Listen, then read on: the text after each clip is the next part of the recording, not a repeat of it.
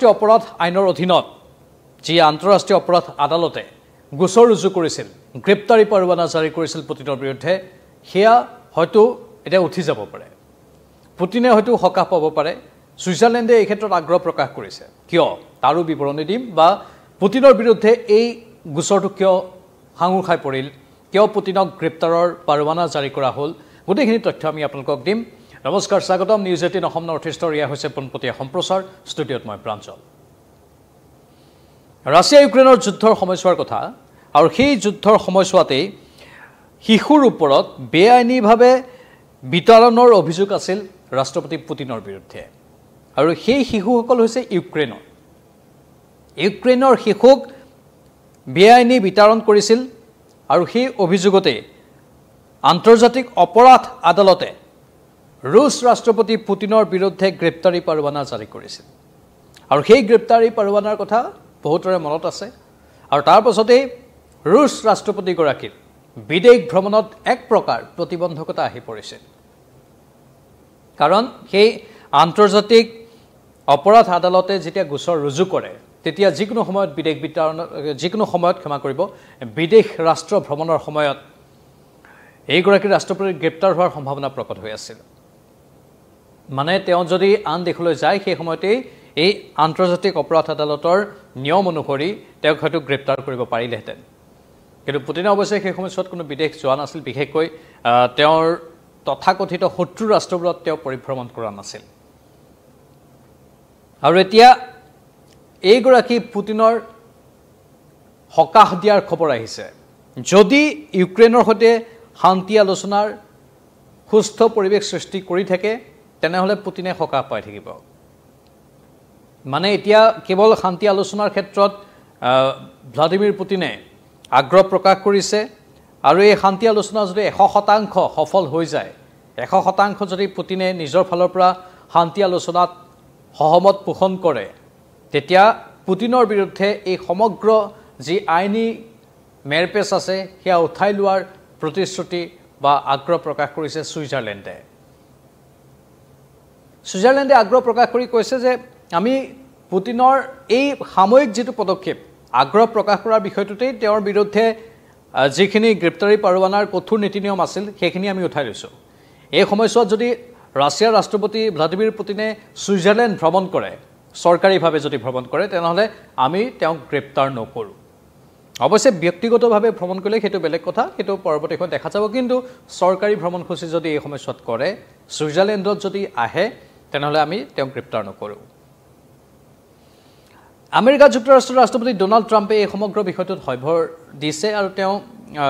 সুইজাৰলেণ্ডক এই ক্ষেত্ৰত ধন্যবাদ জ্ঞাপন কৰিছে তাৰ বিপৰীতে ডোনাল্ড ট্ৰাম্পে নিজেই কেনেধৰণে আমেৰিকা ৰাছিয়া আৰু ইউক্ৰেইনৰ মাজত ত্ৰিপাক্ষিক বৈঠক অনুষ্ঠিত হ'ব লাগে সেই বিষয়ত মত পোষণ কৰিছে আপোনালোকক আমি ইয়াৰ পূৰ্বৰ সম্প্ৰচাৰ জনাইছো আগষ্টৰ শেষলৈ অথবা ছেপ্টেম্বৰৰ প্ৰথম ভাগতেই ত্ৰিপাক্ষিক বৈঠক হয়তো আয়োজন কৰিব পাৰে আৰু ডোনাল্ড ট্ৰাম্পে বিশেষ উদ্যোগ গ্ৰহণ কৰিছে যে যিকোনো প্ৰকাৰে হলেও যুদ্ধ অন্ত পৰিব লাগে আৰু ভলদমিৰ জেলেনস্কি যিগৰাকী ইউক্ৰেইনৰ ৰাষ্ট্ৰপতি তেওঁকো সৈমান কৰাবলৈ চেষ্টা কৰিছে আৰু ভলদমিৰ জেলেনস্কিকো আহ্বান জনাইছে ডোনাল্ড ট্ৰাম্পে যাতে ৰাছিয়াৰ ৰাষ্ট্ৰপতি যেতিয়া আলোচনাত বহিব তেতিয়াও সেই সময়ছোৱাত যাতে তেওঁ অলপ সহজ হৈ থাকে অলপ সৰল হৈ থাকে তেতিয়া আলোচনা সুন্দৰভাৱে আগবাঢ়িব বুলি আশা কৰা হৈছে কাৰণ ইয়াৰ পূৰ্বেও চেষ্টা কৰা হৈছিল এনেধৰণৰ আলোচনাৰ কিন্তু প্ৰত্যেকটো আলোচনা বিফল হৈছিল ৰাছিয়া আৰু ইউক্ৰেইনৰ আজি কেইবা বছৰ ধৰি যুদ্ধ চলি আছে সেই যুদ্ধৰ ফলত কাৰ কষ্ট হৈছে সাধাৰণ লোকসকলৰ এটা শিশুসকলৰ কথাই ক'লো যিটো গোচৰত ভ্লাদিমিৰ পুতিনৰ বিৰুদ্ধে গোচৰ ৰুজু হ'ল এয়া হৈছে ইউক্ৰেইনৰ শিশুৰ ওপৰত বেআইনী বিতৰণৰ অভিযোগ আৰু সেই অভিযোগতে আন্তৰ্জাতিক অপৰাধ আদালতে তেওঁৰ বিৰুদ্ধে গ্ৰেপ্তাৰী পৰৱানা জাৰি কৰিছিল মানে সাধাৰণ শিশু এই সমগ্ৰ যুদ্ধৰ মাজত পীড়িত হ'বলগীয়া হৈছে সাধাৰণ পুৰুষ সাধাৰণ মহিলা সাধাৰণ বৃদ্ধ লোক মুঠতে সৰ্বসাধাৰণৰ অশান্তি হৈছে এই যুদ্ধৰ সময়ছোৱাত সেই যুদ্ধ অন্ত পৰিব লাগে সেইটো সকলোৱে মনে প্ৰাণে বিচাৰে ভাৰতেও এই ক্ষেত্ৰত ৰাছিয়াৰ সৈতে আলোচনা কৰিছে বহুকেইবাৰ আৰু যুদ্ধ অন্ত পেলোৱাৰ দিশত কেনেধৰণে আগবাঢ়িব পাৰি তাৰো আলোচনা ভাৰতে কৰিছে এতিয়া শেহতীয়াকৈ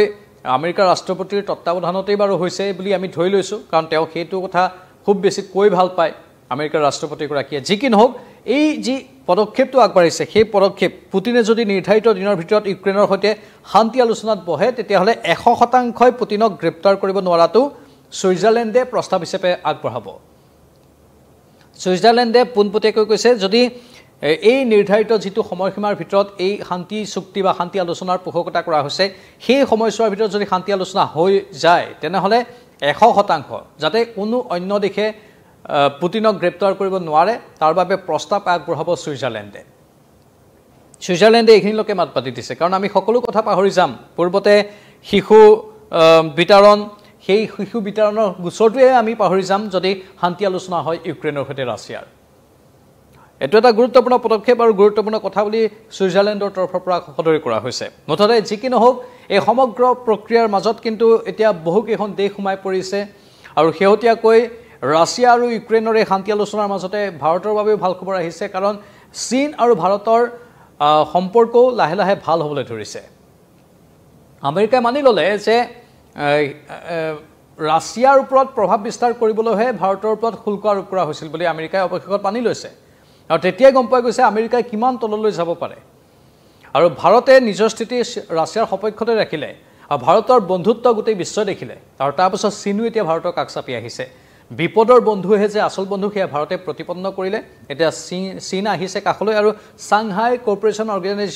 অৰ্গেনাইজেশ্যনৰ যি বৈঠক হ'ব সেই বৈঠকত প্ৰধানমন্ত্ৰী নৰেন্দ্ৰ মোদী যাব যিখন 31 আগষ্ট আৰু 1 ছেপ্টেম্বৰত অনুষ্ঠিত হ'ব তাত ভাৰতৰ প্ৰধানমন্ত্ৰীক ইতিমধ্যে চীনৰ বিদেশ মন্ত্ৰী আমন্ত্ৰণ জনাই গৈছে ভাৰতবৰ্ষৰ প্ৰধানমন্ত্ৰীগৰাকী তালৈ যাব দুদিনীয়া সেই বৈঠকত অংশগ্ৰহণ কৰিব আৰু তাৰ পাছতে চীনৰ সৈতে এটা সীমা বিবাদেই হওক বা আন কেতবোৰ সমস্যাই হওক সেইবোৰ দূৰ হ'ব বুলি আশা কৰা হৈছে এটা সমাধান সূত্ৰ ওলাব চীন আৰু ভাৰতৰ সম্পৰ্কৰ ক্ষেত্ৰত যি বহুদিনৰ প্ৰায় এটা কথা চলি আহিছে যে সীমান্তত চীনৰ সৈন্যই ভাৰতৰ সৈন্যক আক্ৰমণ কৰিবলৈ উদ্যত হয় সেই কথাবোৰ অলপ নোহোৱা হ'ব বুলি আশা কৰা হৈছে আৰু চীনৰ ৰাষ্ট্ৰপতি শ্বি জিনপিঙৰ সৈতে ভাৰতবৰ্ষৰ প্ৰধানমন্ত্ৰী আলোচনা কৰি এই সকলো সমস্যাৰ এটা সমাধান সূত্ৰ ওলাব বুলি আশা কৰা হৈছে মুঠতে চাওক গোটেই বিশ্বত এটা শক্তিয়ে অহৰহ অশান্তি বিয়পাবলৈ চেষ্টা কৰি আছে আৰু ভাৰতৰ দৰে শক্তিয়ে এই অশান্তিবোৰ নোহোৱা কৰিবলৈ চেষ্টা কৰি আছে আৰু লাহে লাহে শান্তিৰ পৰিৱেশ এটা ঘূৰি আহিব আৰু ৰাছিয়া যিহেতু ভাৰতৰ এখন বন্ধু দেশ আৰু সৌখিদিনা এই সমগ্ৰ আলোচনা প্ৰক্ৰিয়া ইউক্ৰেইনৰ সৈতে আলোচনা প্ৰক্ৰিয়াৰ যেতিয়া সহমত পোষণ কৰিছিল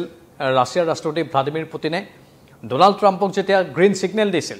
সেই সময়ত কিন্তু প্ৰথমটো ফোন কল ভাৰতৰ প্ৰধানমন্ত্ৰীলৈ কৰিছিল ৰাছিয়াৰ ৰাষ্ট্ৰপতিগৰাকীয়ে এই সকলো প্ৰক্ৰিয়া কেনেধৰণে চলি আছে সেয়া ভাৰতবৰ্ষৰ প্ৰধানমন্ত্ৰীয়ে সংবাদ মাধ্যমৰ যোগেদি জনাতকৈ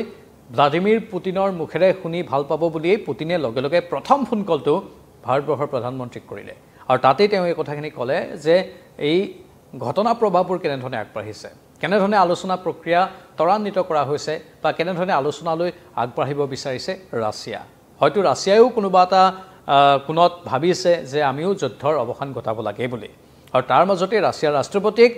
গ্ৰেপ্তাৰৰ পৰা সকাহ দিয়াৰ প্ৰস্তাৱ ছুইজাৰলেণ্ডে প্ৰকাশ কৰিছে এই ক্ষেত্ৰত আপোনালোকৰ মতামত কি কমেণ্ট বক্সত কমেণ্ট কৰি জনাব আমি আকৌ আহিম পৰৱৰ্তী সময়ত এনেধৰণৰ বহু বিশ্বৰ খবৰ লৈ চাই থাকক নিউজ 18 অসম নৰ্থ ইষ্ট নমস্কাৰ